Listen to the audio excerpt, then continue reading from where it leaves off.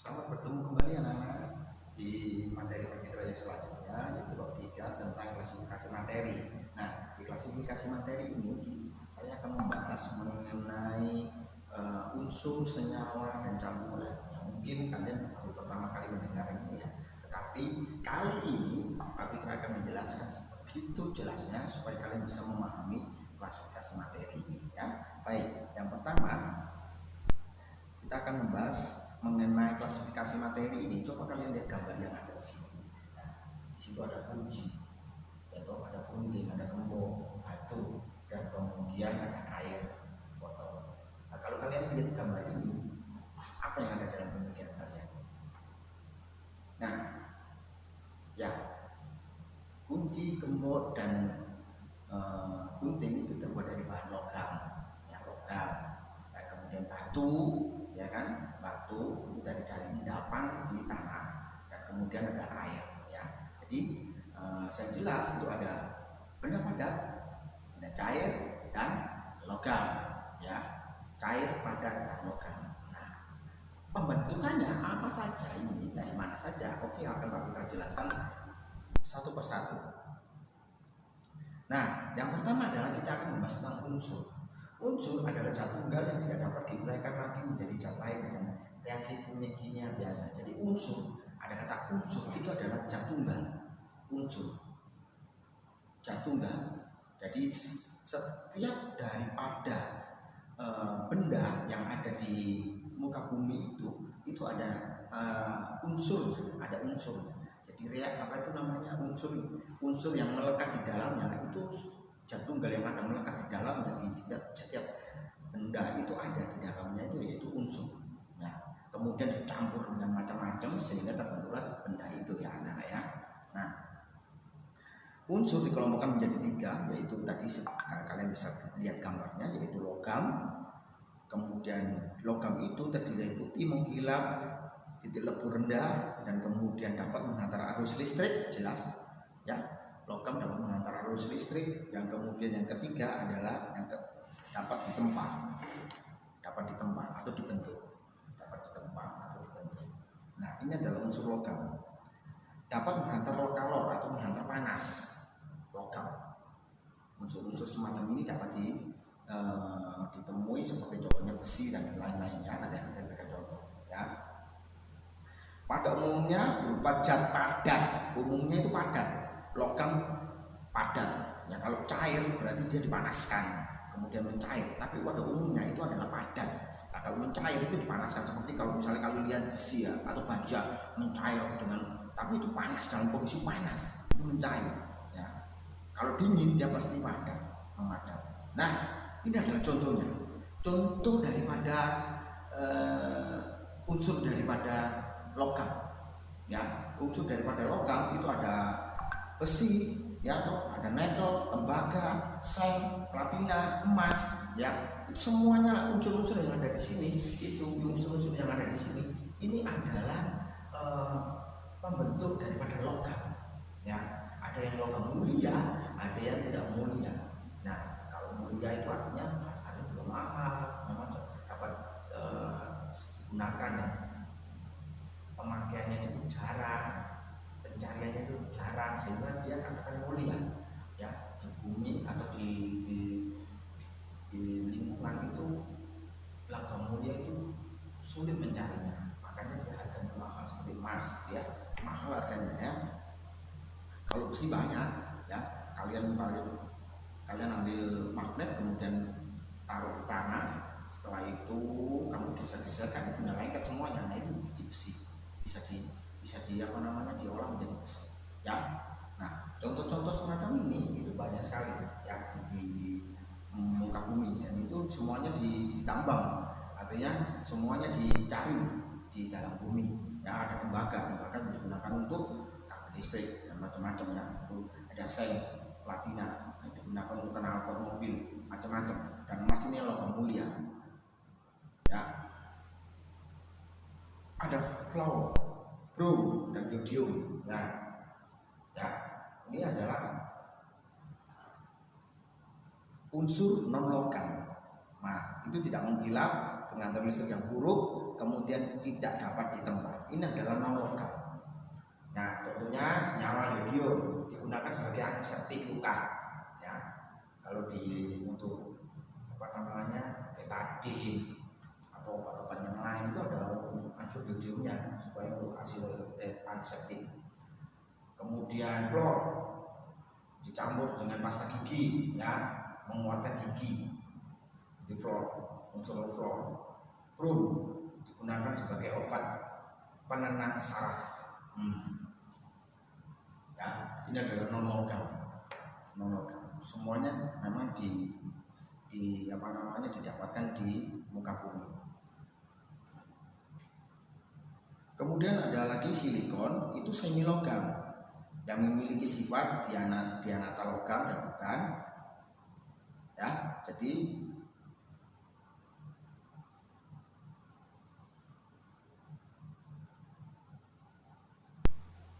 sifat daripada semi logam itu artinya dia bisa bersifat logam juga bersifat tidak logam. Jadi semi ya, bisa logam dan bisa tidak logam, setengah-setengah. Ya, itu contohnya silikon. Terdapat di alam terbanyak kedua setelah oksigen. Dari kerak bumi dapat digunakan dalam peralatan pemotong dan pengamplasan, untuk semikonduktor serta bahan untuk membuat gelas dan keramik. Ya, itu. Sekarang juga silikon digunakan untuk operasi plastik supaya wajah kelihatan ganteng, ya, hidung dimajukan, kemudian ditarik ke bawah, kemudian dibelah, ya, supaya kelihatan ganteng, kelihatan cantik, ya, itu menggunakan silikon. Kemudian germanium, keberadaan germanium di alam sangat sedikit diperoleh dari batu hara dan batuan sen pekat. Germanium merupakan bahan semikonduktor, yaitu pada surunda berfungsi sebagai isolator, sedangkan pada suku sebagai konduktor. Nah, ini dia germanium.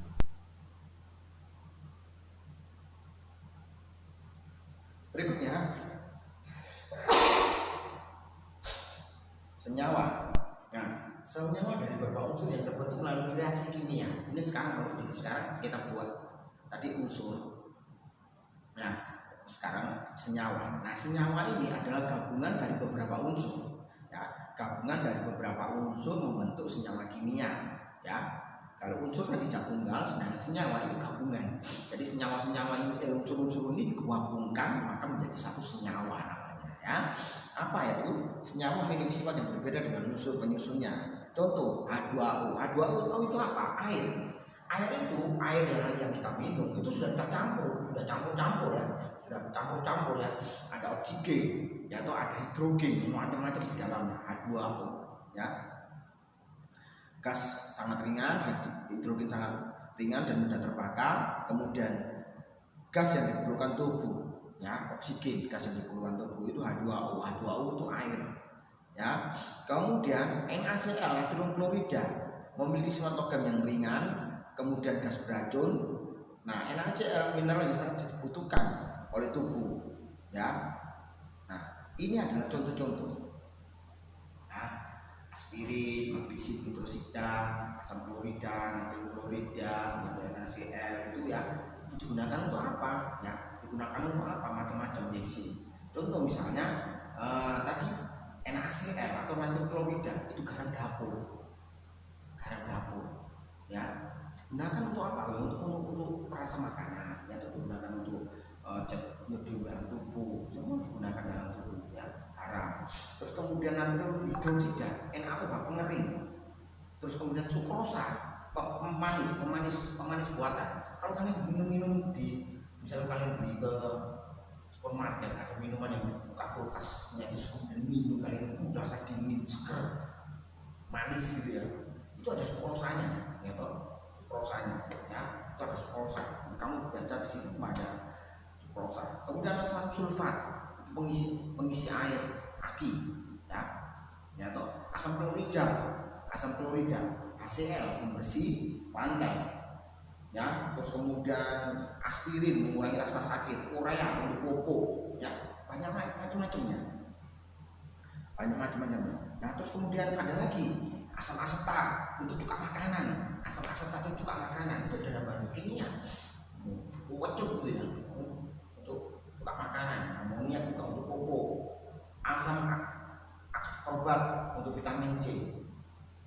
kalsium karbonat bahan bangunan, soda kue, ya toh, soda kue, natrium hidroklorida membuat roti, karbon dioksida penyegar minuman, CO2 penyegar minuman, pada CO2 kita buang-buang setiap hari ya.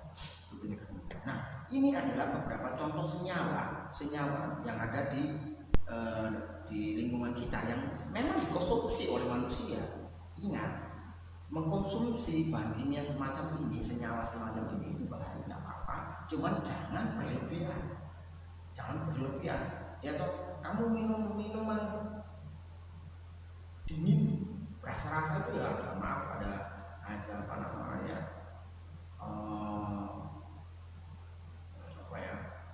teh manis atau apa ya, teh manis terus kemudian rasa apa, rasa anggur, rasa stroberi, macam-macam itu macam-macam dari situ, itu semuanya ada sukrosanya. Kalau kalian minum semacam itu terus-terusan, maka juga tidak baik untuk tubuh, ya kan, untuk tubuh, ya kan. Kebanyakan apapun ya anak-anak, apapun yang kita konsumsi ya melebihi daripada tubuh kita, maka tidak baik bagi tubuh kita. Ya, ingat-ingat, apapun yang berlebihan, yang kita konsumsi berlebihan itu tidak baik. Ya, konsumsi berlebihan itu semuanya tidak baik.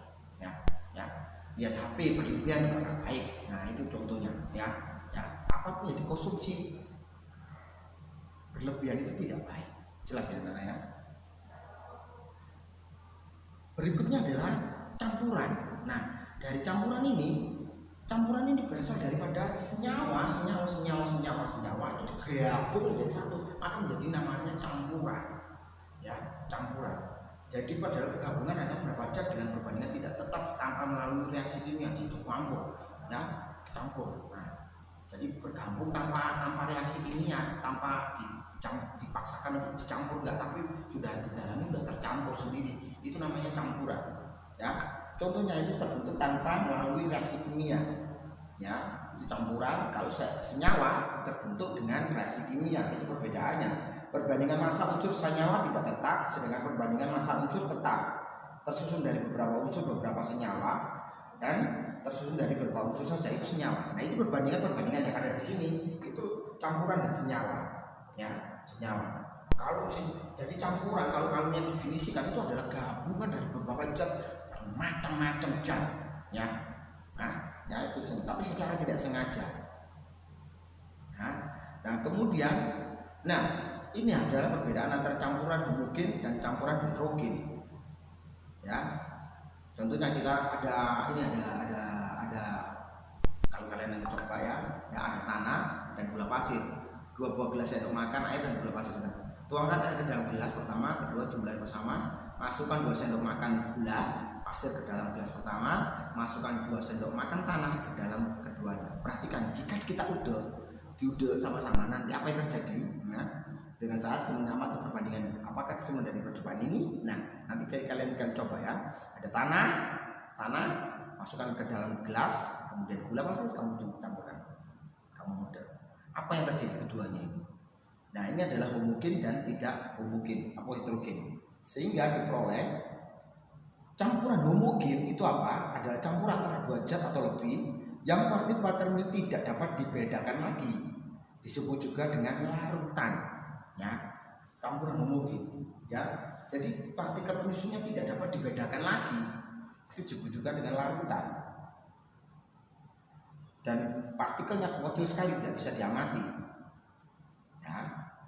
Kemudian, contohnya larutan gula itu homogen, garam, stainless steel, emas.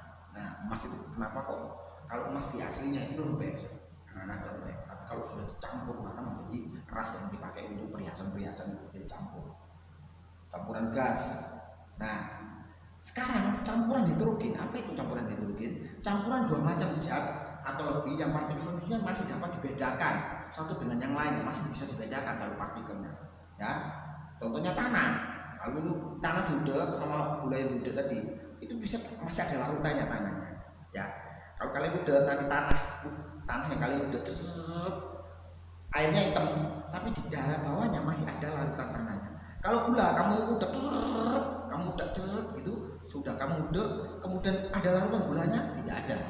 Kalau kamu udah terus, maka lalu gulanya juga hilang, sudah tercampur menjadi satu dengan air. Tapi kalau tanah kamu udah terus, kamu biarkan, setelah udah kamu biarkan, masih ada tanah di dalam yang mengendap. Nah itu namanya hidrogen. Jadi campuran dua macam zat atau lebih yang masih dapat dibedakan satu dengan yang lainnya.